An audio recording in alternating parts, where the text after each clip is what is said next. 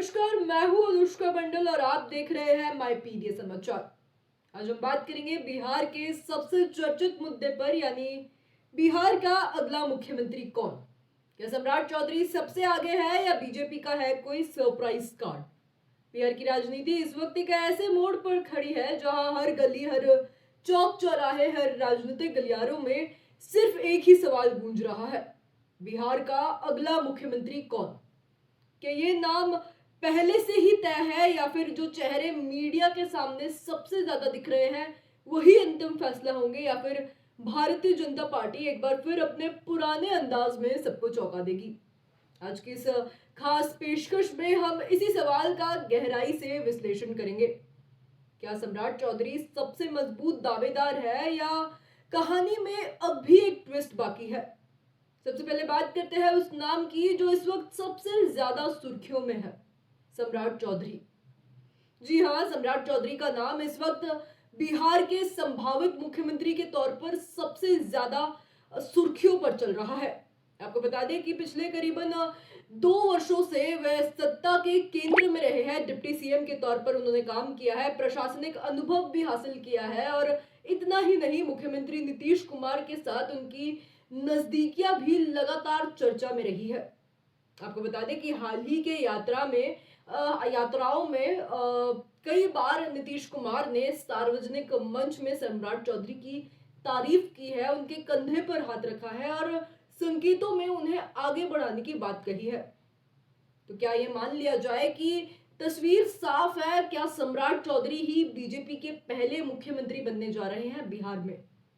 अगर आप ऐसा सोच रहे हैं तो जरा ठहरिए, क्योंकि बीजेपी की राजनीति उतनी सीधी नहीं होती जितनी सीधी दिखाई देती है।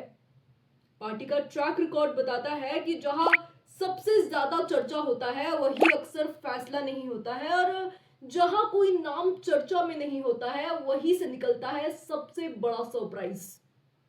आइए बात करते हैं बीजेपी के ट्रैक रिकॉर्ड की, उसके पैटर्न के बारे में, जो कि एक सरप्राइज फैक्टर है।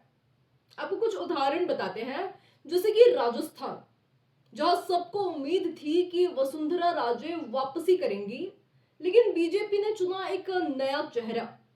आपको बता दें कि वसुंधरा राजे के बावजूद बीजेपी ने चुना भजन लाल शर्मा, और वही मध्य प्रदेश में बात करें तो शिवराज सिंह चौहान जैसे बड़े और लोकप्रिय नेता के बावजूद मुख्यमंत्री बने मोहन यादव। वही अगर छत्तीसगढ़ की बात करें तो यहां भी कुछ ऐसा ही हुआ, जहां चर्चित चेहरों के रहने के बावजूद उनको पीछे छोड़कर नया नेतृत्व सामने आया। तो इन उदाहरणों से ये साफ है कि बीजेपी हाई प्रोफाइल से ज्यादा लो प्रोफाइल, संगठन से जुड़े और आरएसएस बैकग्राउंड वाले नेताओं को प्राथमिकता देती है। अब सवाल ये है कि ये जो फैसला है, ये फैसला करता कौन है।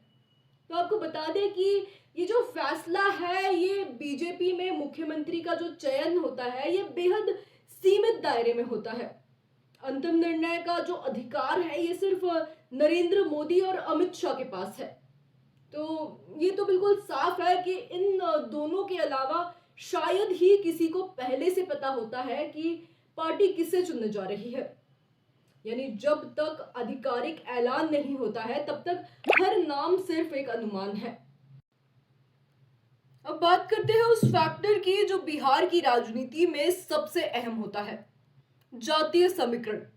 पिछले 30 से 35 सालों में बिहार की सत्ता मुख्य रूप से 2 समीकरणों के इर्द गिर्द घूमी है। लालू यादव का MY यानी मुस्लिम यादव समीकरण और नीतीश कुमार का कुर्मी कोइरी कुशवाहा समीकरण। लेकिन अब बीजेपी के सामने एक मौका है एक नया समीकरण बनाने का। तो क्या बीजेपी खेलेगी दलित कार्ड। आपको बता दें कि बिहार में दलित आबादी करीबन 19 से 20% के आसपास है, और अगर राष्ट्रीय राजनीति को देखें तो वही पश्चिम बंगाल में लगभग 23% दलित आबादी है, और उत्तर प्रदेश की बात करें तो लगभग 21% दलित आबादी है, और पंजाब में करीबन 32% दलित आबादी है। ऐसे में सवाल उठता है कि क्या बीजेपी बिहार में दलित चेहरा देकर राष्ट्रीय स्तर पर एक बड़ा संदेश देना चाहती है। और अगर दलित चेहरों की बात करें तो कुछ नाम चर्चा में जरूर है।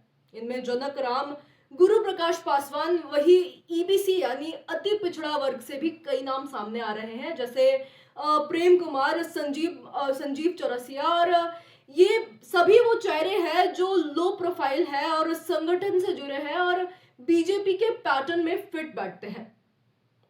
वापस आते हैं सम्राट चौधरी पर, तो उनकी सबसे बड़ी ताकत है उनका अनुभव, लोकप्रियता, प्रशासनिक पकड़, लेकिन कुछ चुनौतियां भी है, जैसे उनका अलग अलग पार्टियों में रहने का इतिहास, आरएसएस बैकग्राउंड उतना मजबूत नहीं माना जाता है, और उनकी हाई प्रोफाइल इमेज, और यही चीजें बीजेपी के पैटर्न के हिसाब से उनके खिलाफ जा सकती है।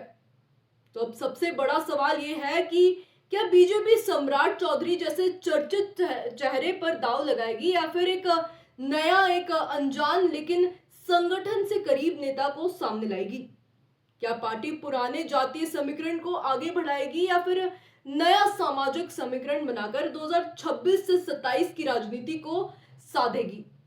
फिलहाल दिल्ली से लेकर पटना तक बैठकों का दौर जारी है और आरएसएस और बीजेपी के बीच मंथन चल रहा है, लेकिन जब तक नरेंद्र मोदी और अमित शाह की तरफ से अंतिम मोहर नहीं लगती, तब तक हर नाम सिर्फ एक चर्चा है।